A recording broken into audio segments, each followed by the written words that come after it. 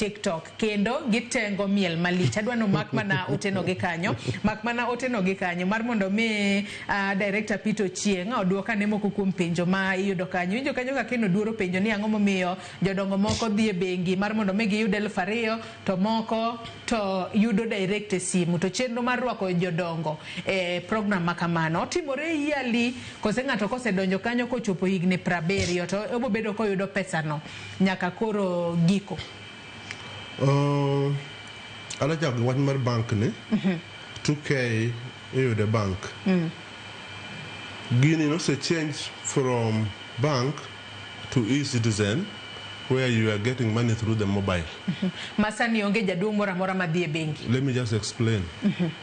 Jo manyalo be ni pod nyalo dhi e bengi maybe be going because in some transition to e-citizen nyaka bed gi bank account, nyaka bed gi ID. Ko jo mano ko transition are the ones who can be having that. To jo mose transition mano the e-citizen to yudo pesa in their accounts.